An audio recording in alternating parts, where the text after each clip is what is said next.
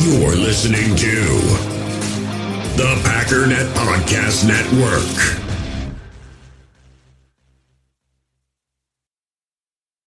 You ready? Showtime.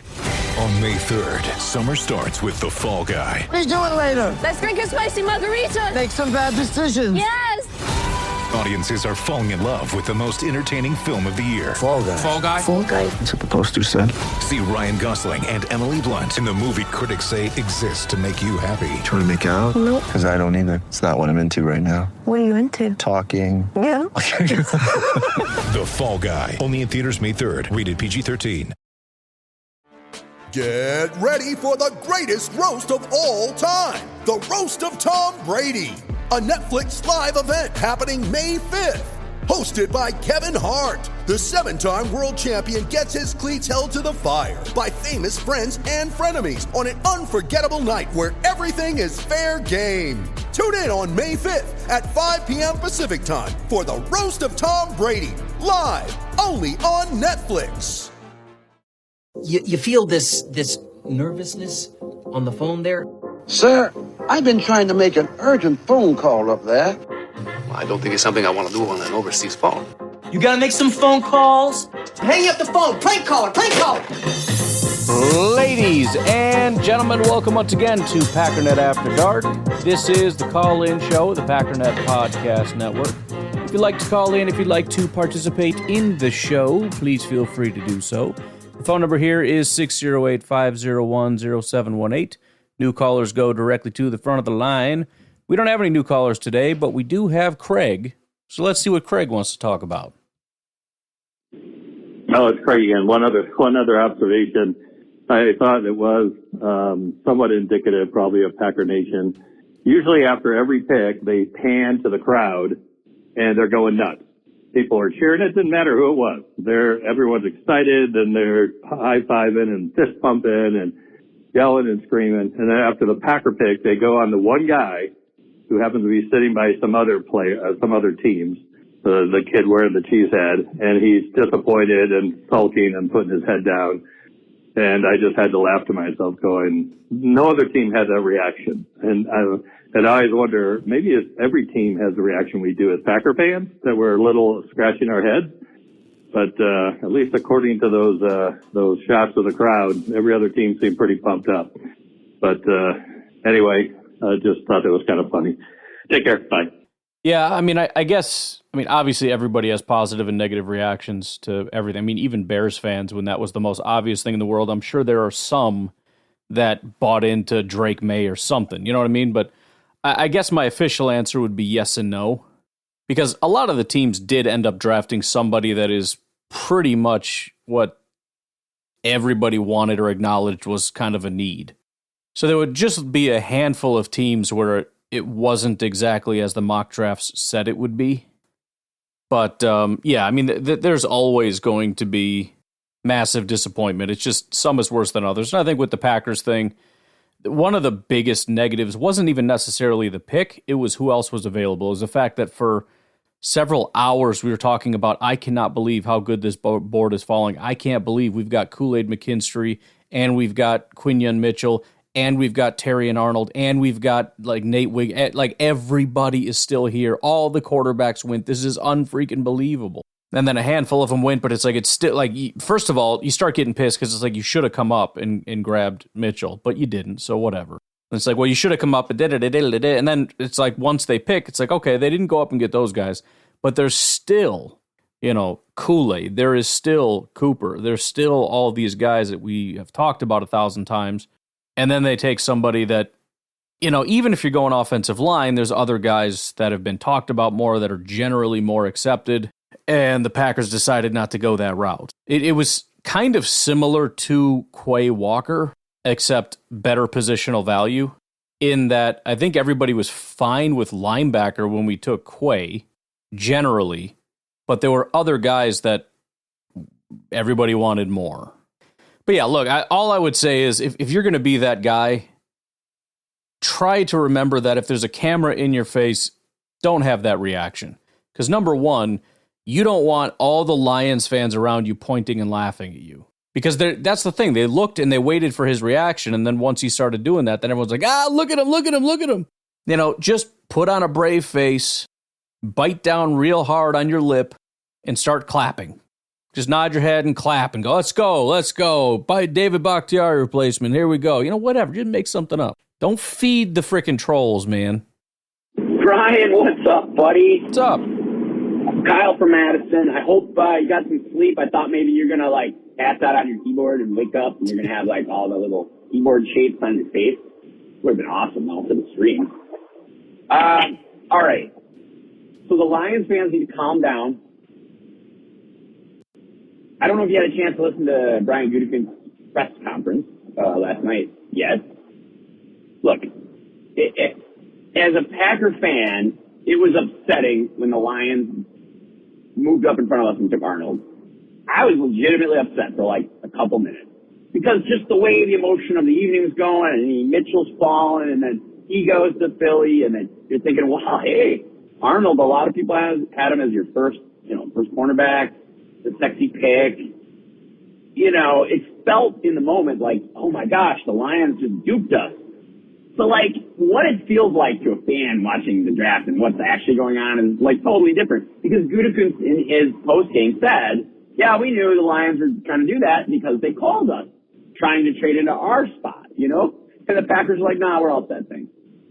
And it was really interesting listening to, I actually really enjoyed the McAfee coverage with Bill Belichick because it was just interesting to learn. And there was, at one point, there was, Sean Payton came on and was just talking with Bill Belichick.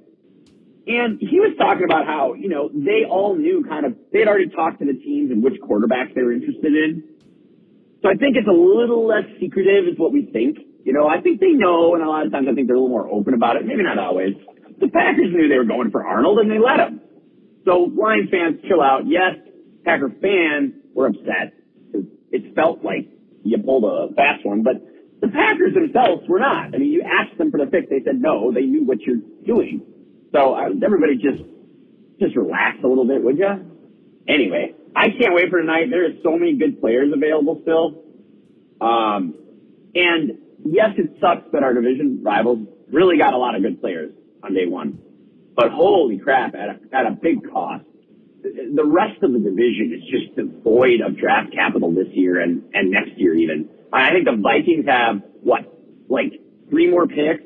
The Bears have 2-3 more picks.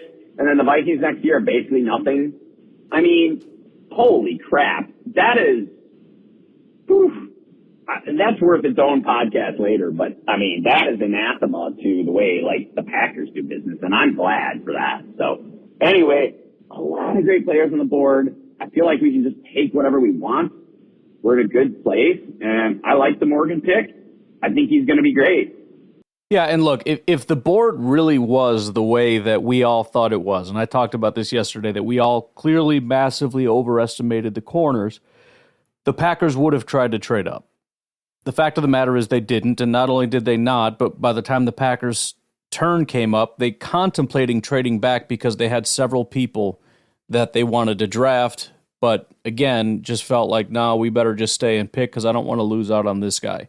Again, that's the story that they're actually telling us, and I don't think, I think a lot of people are having a hard time sort of accepting it because that's not what the consensus board said. I don't mean you, but it's just, we have to keep going over this because it's I can't believe we got these guys stolen from us, and I can't believe that we didn't go up and get these guys, and it becomes extremely easy to believe if you just accept what the Packers are telling you.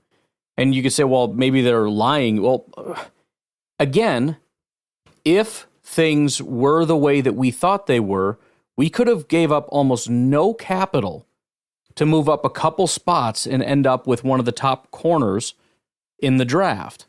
We didn't do that. And of course it would have been worth it if that was the last guy on that tier, right? Because that's the only way that would make sense, that they would still want to trade back. Yeah, but those other guys were on a higher tier. Give me a break.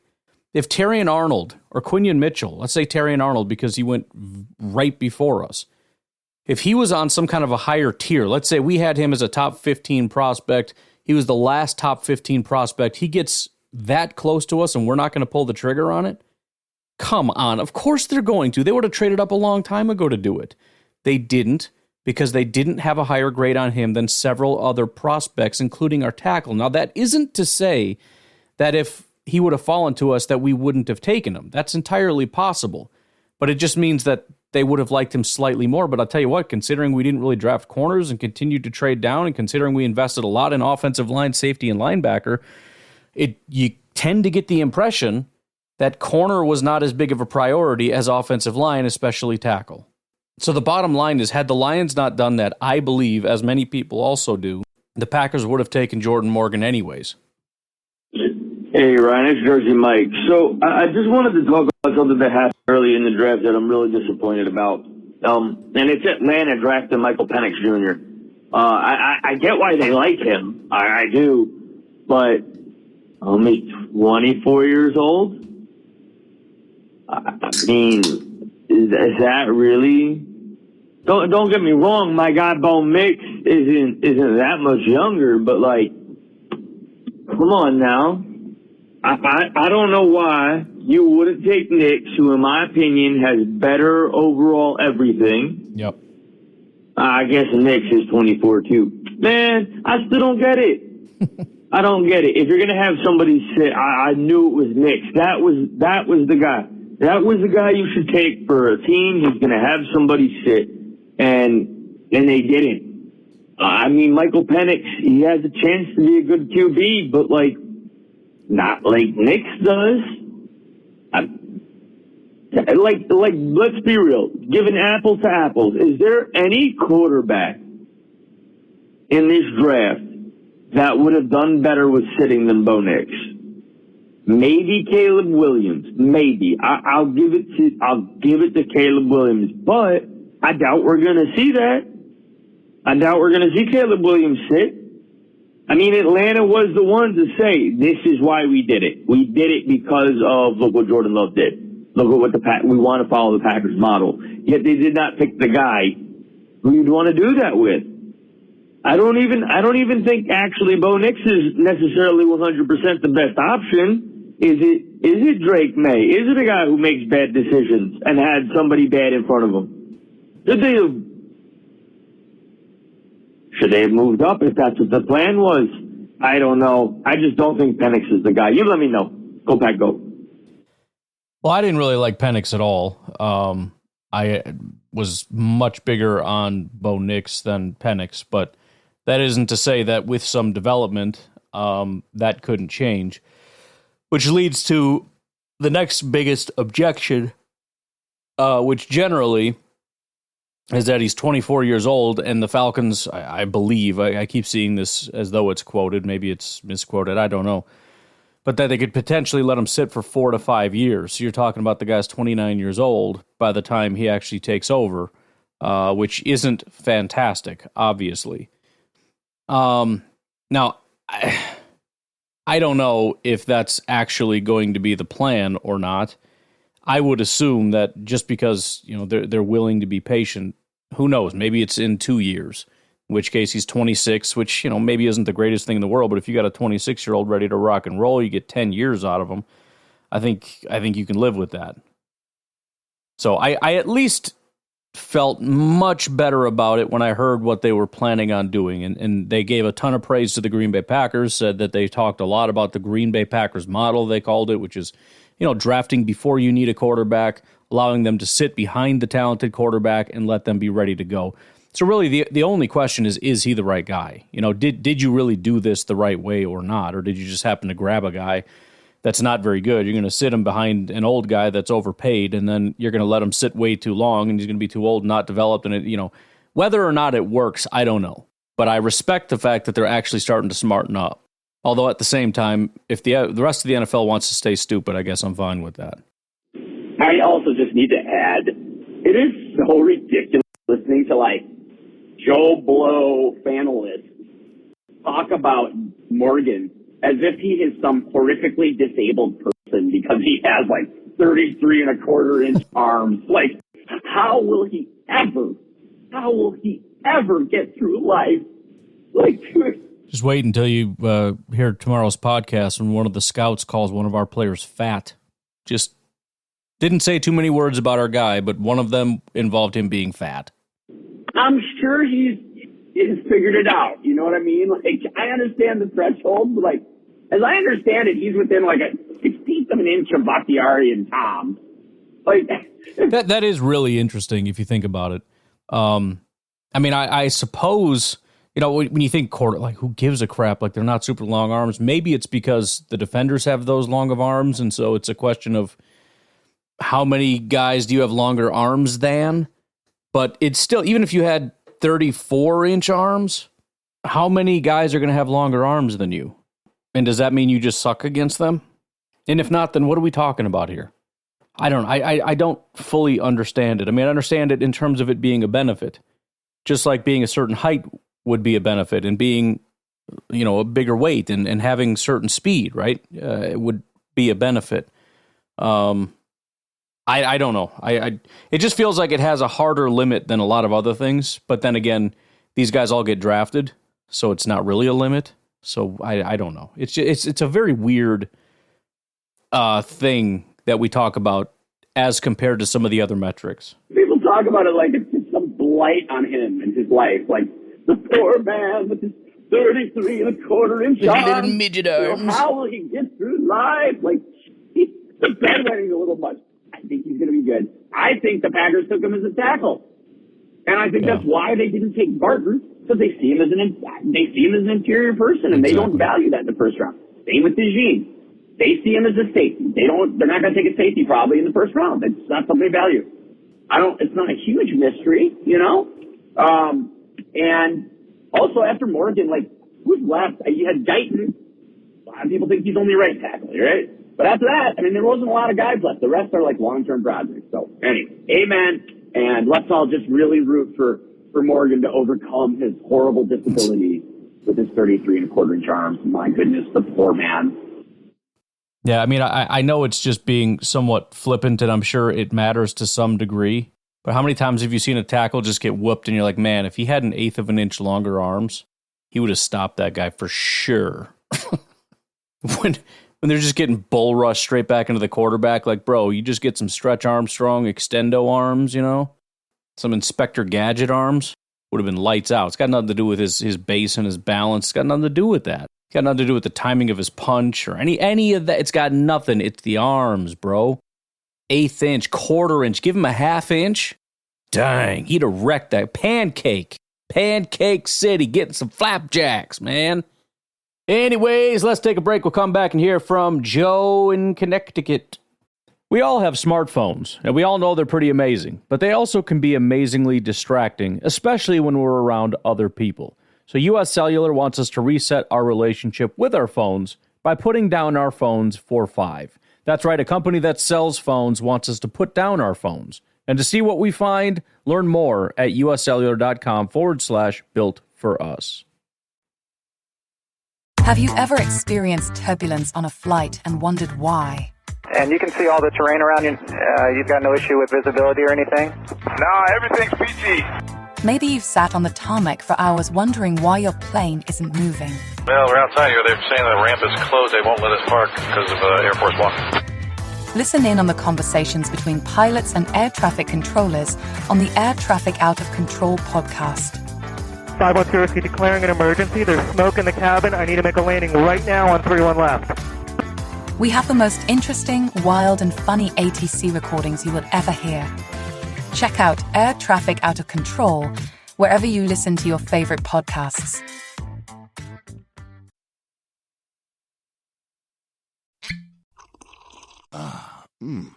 The first taste of rare bourbon you finally got your hands on.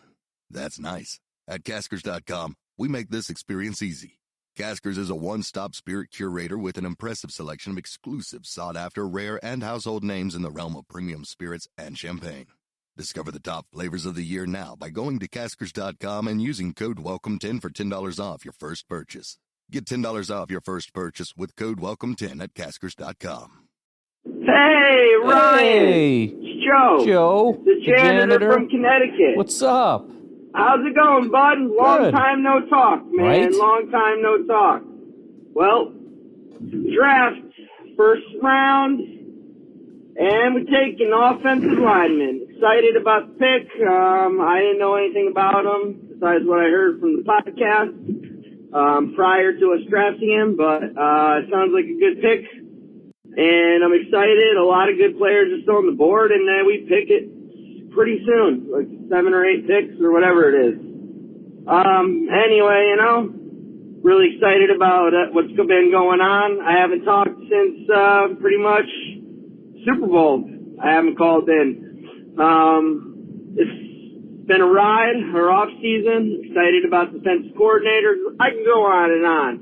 I had to take a break for a little bit.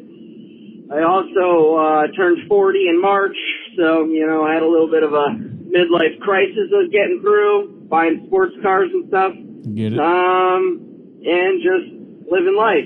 Anyway, I don't even know if it's fair to say Joe the Janitor anymore, because I have had a title change. Okay. I'm officially still basically a janitor, but now the title is facility maintenance. So I'm pretty excited about that one. That it came with a $4 raise, which is pretty awesome. I'm pretty excited about that. That bumps me right up to $20 an hour, So it's good to have the extra money, and my facility's maintenance so far has been pretty much scrubbing graffiti off the walls. They say I'm really good at scrubbing graffiti, so for now, that's what I'm doing, but it's been good. Really busy, working a lot of hours, but staying busy, drinking Pabst Blues on the side, and listening to the Packernet podcast. I haven't missed anything. I forget if it was Garrett or Nate or someone was asking about me recently, maybe a couple weeks ago, so I called in then, but I didn't call in then. I wanted to wait till the draft time, call in now. Everything's good. I'm good. Everything's been good. So that's all I got to say about that. And hopefully I get through this midlife crisis I'm having, and we get through the second and the third round with some quality players. All right, Ryan. Have a good one, Packer Nation. Shalom. Well, I'm glad to hear from you. Glad you're doing okay. Everybody's been asking about you. Glad you've been hanging in there with the podcast, and hopefully you enjoyed the rest of the draft. Look forward to hearing from you again. Hey, it's Jimmy. Hey, it's what's been up? a long time. Everybody's coming back. I can't do draft season. Too much information. Pops and buzzes. But I do really like it when they find out the dudes that we draft. And I like what I'm hearing so far about Morgan, and I just want to say every time I hear his name said, all I can think of is Jordan Morgan. I don't know why. It just feels right. Jordan Morgan. So I'm going to root for this guy, obviously. I hope he is our new left tackle for forever. And I hope Jordan can keep Jordan up his butt. Go Pack, go. It's good to hear from you too. I don't know. What's up, Ryan? Kyle from Madison, man. What's up? Day 2 in the books, and what a day it has been. I like, is everybody else trying, or is it just us? Sometimes it seems like Gutekunst just knows something other people don't know. I don't know, man. He has just been one cool cucumber this whole draft so far. And it just feels like everybody else is just flailing around and throwing their picks around. A lot of panic to trade this up year, a couple, for sure. and he's just like, yeah, whatever. We'll take them. We'll trade back. I mean, today he very well might have gotten the best linebacker, the best running back, and the best safety in the draft. That is really not that hard to contort your mind to think that could be possible, But I mean, my favorite, I don't know, probably one of my favorite things he's done. We'll see how good he is, but to trade down and get a 5th and a 6th, I think it was, and then still get Edgerrin Cooper. I mean, we'll see what he does with that 5th and 6th, but I mean, that's pretty remarkable. And then and then go get Lloyd. I mean, Marshawn Lloyd, I would have never thought the Packers would go for him. I don't know why. I liked him a lot. I mean, I gotta go back and watch his film, but the only thing I remember from his videos that I watched are his highlights. By the way, if I call it film, it's because I want to sound cool. Fair enough. Just accept that. So I'm gonna go back and watch his film because I watch film. But he has a devastating jump cut move. Like, yeah, as soon as I got funky, I gotta go watch highlights. But go back and watch him. He's got this thing Marshawn Lloyd does where, other than being, just super powerful and his leg drive, man, you watch his legs, it's like a blur. Like, you can't even see his legs. They're so quick. But he does this thing where he sets up, especially DBs, where he kind of like flips his hips like towards the center of the field and kind of fakes him out with the center of gravity. And then he just sticks his opposite heel right in the ground and he just changes direction on a dime.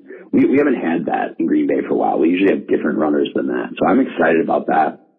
And, it's just, to have 8 picks tomorrow, this is insanity. I doubt that we end up with all 13 picks, but my goodness, when the rest of the division is just throwing away their picks for whatever, and here the Packers are again going to have double-digit picks and good players. Wow, man. All right, take care. Yeah, that was one of the things I had highlighted about Marshawn Lloyd. Again, I got to go back and watch him again too, but the ability to set people up is pretty awesome. Essentially, if you just run straight through that hole, the linebackers are going to meet you there. You're probably not going to go anywhere else. But occasionally you'll see a guy kind of like pretend he's going to bounce it back inside to cause a little stutter step in that linebacker. So the linebacker kind of goes the other way. Plus, one of the benefits of him actually being smaller, which he's not small, he's short. That's why, honestly, short and 220 is better than like 6'1" and 220. If I'm being honest, if I had to pick, I'd take the shorter guy. Partially because of the lower center of gravity, and as far as weight goes, 220 is 220. But also partially because they hide behind the offensive line, you can't find them. So if the last thing that linebacker sees is him cutting back, he pauses, he's trying to find him because you got a big guy in your way. So you kind of jump back the other way, you look to find him. All the while, the running back really just did a stutter step and then went right back to where he was going, and you cause that linebacker to freeze and in some cases just run the complete wrong direction and then continue on. I've seen him do that a couple times, and it's a real intelligent move. I know when we went back and watched the highlights live on the stream, another thing he did that I really liked was sort of the not just the processing, right? Because processing is something I think you've got it or you don't, and then it's kind of how quick is that processor. I don't know exactly how quick the processing is, but one of the things I thought was super cool was, sometimes you'll see a running back and there's sort of like an initial processing, like where should I go, when should I hit the hole, et cetera, and they make that decision and then they commit to it and they just go all in. The one thing that was cool for him is I saw him do that. He made his cut, he got up through the hole, and then it was like he reset and he was able to process again and kind of do that second jump cut a second. So it was cool to see. Because again, I hate to keep picking on A.J. Dillon, but not only do I think he makes poor decisions, but when he makes a decision, he might as well just close his eyes and just run straight ahead. So it was cool to see him really just constantly like processing data and making each step intentional. Also, I know a lot of people like to watch highlights. There's nothing wrong with highlights. I think forming a full opinion on somebody, it's not great with highlights because you're only getting a portion of the picture. Some people have like incredible highlights, but they're not very good football players. So like just an easy step, especially for running backs, because you don't need all 22 necessarily. Sometimes it helps to kind of see the offensive line from those different angles and see, the whatever. But go to YouTube and instead of typing in highlights, just put in verse. And I know it's not as fun or exciting, but it's still, they got all the cut ups and it goes really fast. And you're going to see some of the negatives. And if you don't want to because you just want to enjoy it, fine, I get it. But it is nice to kind of get a fully formed picture of who these guys are so we don't kind of set ourselves up for failure when we assume these guys are studs and really they're flawed football players that have some upside here and there. Turns out not every run's going to be a home run, But just to kind of give you a little better picture. So then you put in, Marshawn Lloyd verse, and then the search will come up, Marshawn Lloyd verse, Alabama or Michigan. But why don't we take our final break? We'll come back and hear from Pedro, the redhead from Brazil. Hey, Ryan, it's me, man. Pedro, the redhead from Brazil. What's up? So, talking a bit about the drafts. Of course, most of the players the Packers draft were not my favorite players, like always, but I feel pretty good about this year, in comparison to a few years before, I think that this draft is pretty deep in talent and some positions. We're going to day 3 now, and there's still like 12 players I really like on the board. And yeah, I feel pretty good. I trust Gutekunst and his staff way more than I do in my ability. So I really like the positions. Still was hoping to get a top corner, and we probably didn't. Despite Cam Hart, my guy, is still on the board, so let's see. But I was thinking about that, and probably Halfley really like our corner group, I feel like he probably took good that he can make Stokes be a better corner or something, because we had a few options there. We have the opportunity to draft some guys. We could have traded up for Terry Arnold, and we didn't. We could have traded up for Cooper DeJean, we didn't. We could have drafted Kool-Aid, and we didn't. So I do feel that he feels pretty comfortable with our corner group, despite what we all think. So yeah, I feel pretty good. Really hoping we draft like a center, a guard, and Kim Hart. There are other few players that I like, but that's about it. Talk to you soon, man. Have a good one. Bye-bye. Yeah, and that kind of held up. Again, it's possible that they did want corner and it just didn't fall the way they wanted, but it sure doesn't look that way, because it felt as though, and again, who knows what their board looked like, it felt as though a lot of corners kept falling to them, and the Packers just had no interest. And I'll tell you this, if the Packers somehow were able to get out some espionage that they needed corner, which caused pretty much every round somebody to jump the Packers, including a division rival, to steal corners away, that was brilliant work. But I don't think that's what happened, but I'm just saying that would be nuts. But yeah, I mean, the other thing to keep in mind is we had a team last year. We had a team that had the potential to win a Super Bowl. Is it perfect? No, but they're ready to go. All we're doing is adding talent. We're going out and getting the most talented guys we can. We're going to throw that pile of human beings onto our roster, and we're going to see what happens. And you assume there's going to be some upgrades. Other guys you assume will be upgrades eventually, but just not right away. And some of them we're going to stash on practice squads, and just see kind of how it pans out. Some of the later round guys, there's questions about, well, are we going to have 3 quarterbacks now? It's like, no, one of them's going to go on the practice squad. And they got, 2 guys that they feel are developmental quarterbacks. They're going to try to develop them. And by the time, they're ready to grab another developmental quarterback, they'll realize that one of these guys probably isn't going to be that dude, so they move on. And they keep cycling through it until eventually they find a guy that is the dude.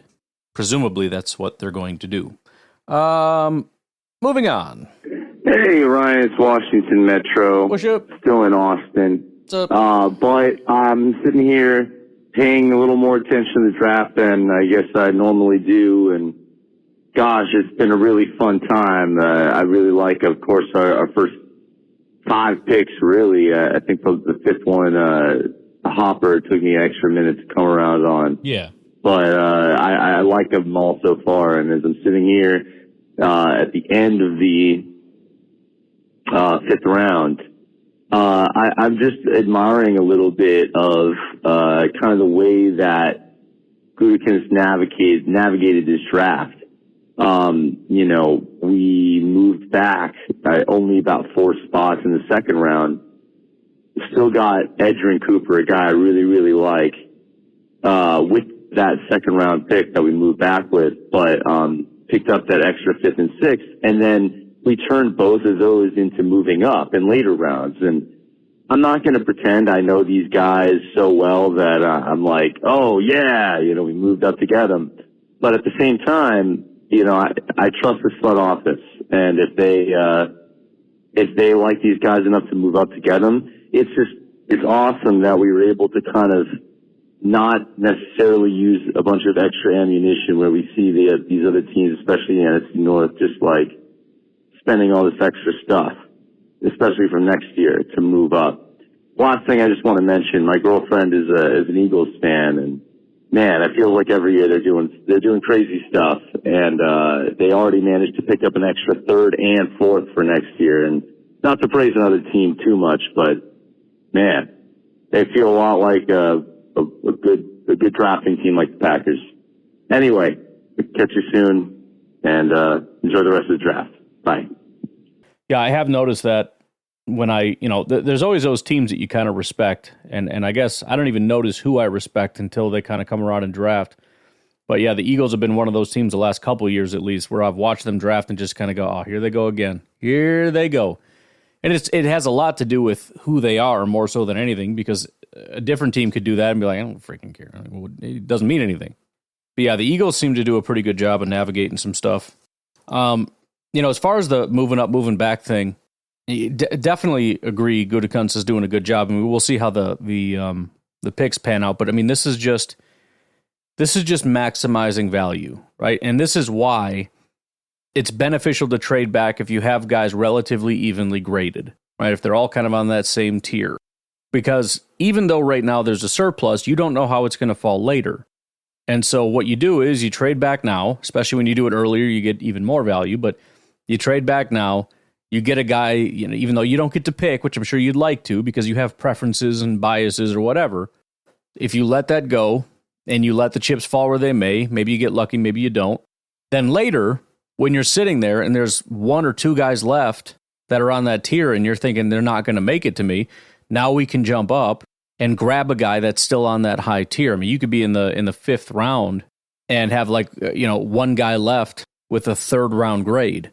And now you're able to jump up and grab that guy. I mean, that's a huge thing, even though we're looking at it going, you traded up for that? I don't understand. Well, that's why. So we're just kind of making sure that we can maximize our board as much as is possible. Ryan, what's up? How are you? Good. I bet you're really glad that the draft isn't 100 rounds or whatever it used to be. Be wild. Anymore. It is, I don't know what we got. We've got our 7th round picks yet to go here, but yeah, I just want to call in and say, wow, was that was such an on-brand draft, and congratulations to the people that won the gift card. And can I just say also, so it was a couple weeks ago where I called in and that was my suggestion that you do some kind of competition for that. And yeah, I just want to say, man, it's really cool that you're open to that because I think a lot of listeners have always had a lot of good ideas. Not always. I mean, you're also not afraid to be like, no, I'm not doing that. But it's cool that you're open to that because I think it ended up being kind of a pretty cool thing for Packernet. It seems like a lot of people, I don't know how many, I'd be interested in how many people participated, but certainly was a fun thing. And I can't imagine, I know some people actually bet on the draft, but holy crap, you gotta hate money if you bet on the draft. Like I got the first round pick right, and that was only because I was thinking to myself, all right, which of these guys is not the guy that most people are mocking themselves, guy they didn't have in for the visit. But then the very next round, he takes Cooper and Bullard, the guys that I've been mocking myself for a month. So it's like, I don't know, right? Who knows, but congrats to everybody that's going to the steakhouse. And congrats on a successful draft. I thought Packernet really represented itself well. I was kind of bouncing between some YouTube offerings. And for the most part, Packernet was really right up there with the quality and depth of analysis and everything. So I think this is my 3rd or 4th draft I've watched with you guys. And I got to say, the depth of knowledge and just the analysis and stuff has just improved every year. So good job, and just thanks for being open to ideas. That was really fun. And I really love Oladapo. I had him in the 4th. If I had him in the 5th, I might have been able to push myself into a 4-way tie there.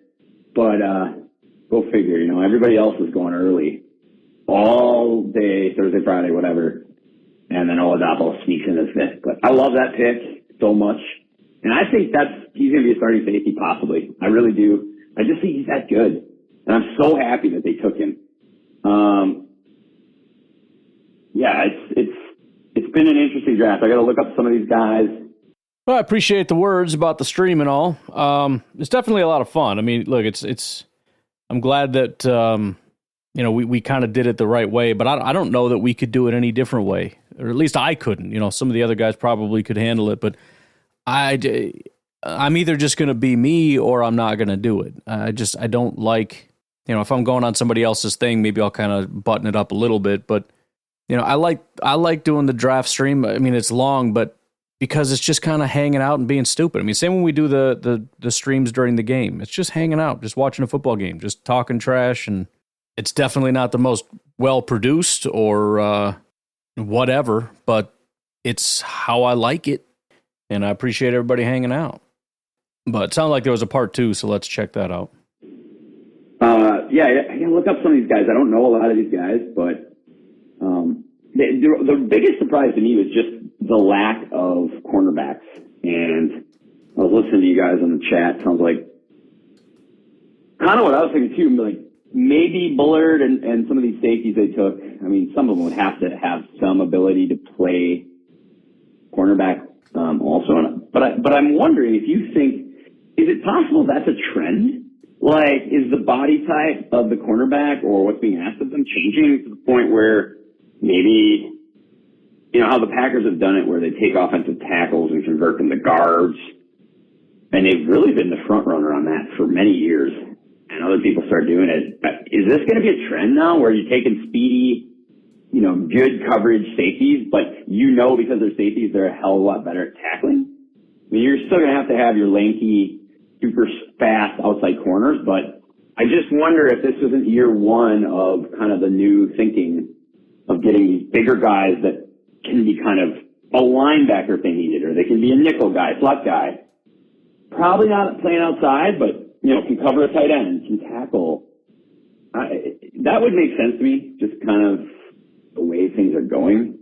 But really interesting. I think we got a ton of players. I mean, if we get these last 2 7th rounders, we'll be at 11 picks again. Is it the second straight year? So, holy crap. And for a team really that coming into this, honestly, there wasn't a ton of holes. You can always upgrade, but there wasn't a ton of huge holes. That's pretty damn impressive. And, looking at, the Bears in particular, yes, obviously I think their first 2 picks are awesome. I don't know about the punter, but I think the problem is just when you don't have very many picks, even if you hit a home run with those top 2, or same with Minnesota, your depth pieces are just, you're picking through the scrap heap for depth pieces, I believe. I mean, it's just going to be street free agents that you get to go through. So I'm really liking how the Packers have positioned themselves. Look, it was a smart draft. Goody looked like, again today, just yeah, whatever, no problem. Trade if I need to, but otherwise just kind of sit still. Let the picks fall to him, trust his board. I mean, the guy just does his thing. And it really works. It really suits the Packers. Gutekunst's GM style suits the Packers, I think, organizationally. It feels what it should be. He's more conservative, but not afraid to take some chances like he did in free agency also, or, make the hard decisions like with Aaron Rodgers. So I'm super happy. I can't wait to hear all the analysis, to just watch all these guys in video. This is great, man. You take care, buddy. Good job this weekend. Well, thanks again. Yeah, I mean, as far as, and this is obviously being argued, and I plan on doing this, not tomorrow, probably the next day, because it's at the front of my mind. A lot of times what happens is I'll argue, and I don't exactly know how to articulate it. And I feel like I shouldn't have to. It's like when you try to explain a definition to a kid, and you realize, I don't know how to say the words. I know what it means. Believe me, I know what that word is. I don't know exactly how to say it. And so I need to kind of sit down and parse through this, because, I mean, it's actually a benefit that there are so many people that are,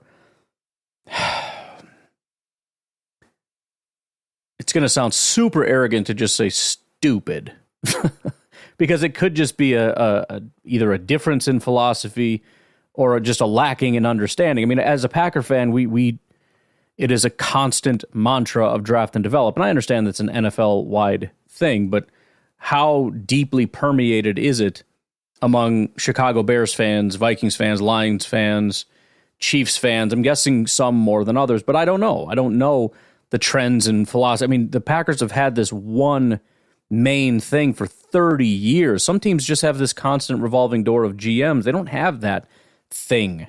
And so it's just a matter of go get us talent one way or another. So, yeah, I mean, trade all the picks, go get the players, trade up, do this. It's just, I don't know. And so, it's not enough to just say, ha, you traded away a pick for a player, you're dumb. Because, again, there isn't that baseline of understanding of picks are more valuable and an understanding of value and the implications of having a salary cap. And how are you going to build a team? You don't have enough human beings in the building. The Packers throwing too many pieces at something means we just get to pick the top guys and then throw the rest into the trash heap. And that's what I'd say the Vikings, I don't know specifically, I have to look at it, but Vikings, Lions, Bears, whoever, Bears specifically, they have to pick through. And, when you throw away your picks for players, it's like, well, I mean, it's so stupid, that whole thing about, obviously you would give up a second round pick for a player, and then they throw up that meme, something to the effect of, well, I don't want to get rid of this pick. It could be a really good player. It could even be such and such, and it's the player that you trade for. In other words, it's the exact same thing. It's not the same thing. If that was, first of all, that wouldn't work just on the amount of people, right? Could you build, I don't want to launch into it today, but just as a thought exercise for a couple days from now when we work through this, I want you to build a team, but you can't use the draft. You have draft picks, but you cannot use the draft. You can only trade your picks. Can you build a football team? If not, why not? And work back from there. But anyways, again, I need to sit down and kind of really parse that all out. But I think I'm going to leave it at that. You guys have a good rest of your day. I will talk to you tomorrow. Have a good one. Bye-bye.